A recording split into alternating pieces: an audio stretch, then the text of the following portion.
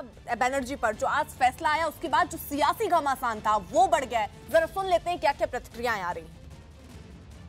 आज supreme court के आदेश में स्पष्ट है कि उनके पुलिस कमिश्नर को अपीयर होना होगा सीबीआई के सामने, और कलकत्ता में नहीं शिलोंग में अपीयर होना होगा। ये बहुत ही ईमानदार जांच के लिए बहुत ही उचित आदेश माननीय उच्चतम न्यायालय ने, ताकि इस पूरे इन्वेस्टिगेशन को राजनीति के दबाव से मुक्त किया जाए।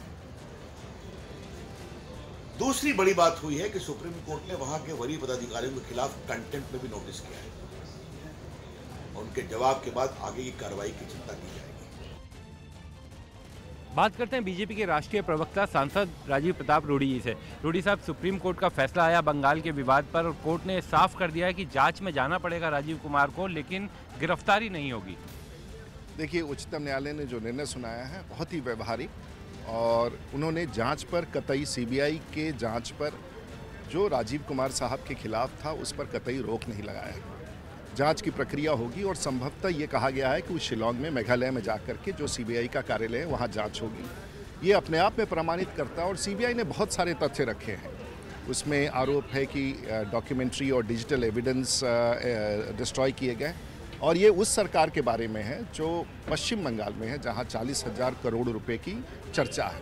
उस स्थिति में ममता बनर्जी का विरोध का प्रदर्शन करना एक अधिकारी के, इस बात को हमेशा याद रखना होगा कि जब जो इंडियन पुलिस सर्विस है, ये केंद्रीय लोक सेवा संघ द्वारा इसकी नियुक्ति की जाती है, आईएएस हो, आईपीएस हो, और उस परिस्थिति में एक राज्य में पदस्थापित पदाधिकारी जो केंद्र के द्वारा नियुक्त है, और उसको एक राज्य के मुख्यमंत्री जाकर के उसकी गिरफ्तारी में या जांच की प्रक्रिया पर रोकना चाहती है, ये अपने आप में एक बहुत बड़ा संवैधानिक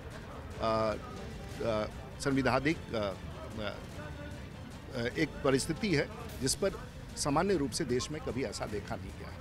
ममता बनर्जी, लेकिन इस फैसले के बाद ममता बनर्जी ने भी इसका स्वागत किया और ये कहा है कि जांच से कभी भी राजीव कुमार भाग नहीं रहे थे, वो भी जांच में सहयोग करना चाहते हैं। और साथ ही उन्होंने मंच से ये भी कहा कि मोदी हटाओ देश बचाओ। देखिए, 3 बार के सम्मन के बाद ममता जी ठीक ही कह रही है कि 3 बार का सम्मन गया था जिसमें वो पेश नहीं हुए, और ये अनुसंधान के कार्रवाई में अगर किसी को जाकर के उसे गिरफ्तार किया जाता है, अनुसंधान के लिए लाया जाता है, ये प्रक्रिया है।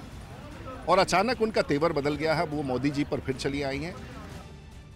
हमारे साथ बीजेपी के नेता राकेश सिन्हा हैं। सर, आप लोग इतने दिन से कह रहे थे कि ड्रामेबाजी चल रही है, अब सुप्रीम कोर्ट का हस्तक्षेप हुआ। सुप्रीम कोर्ट ने कहा कि राजीव कुमार को सीबीआई के सामने पेश होना हुआ।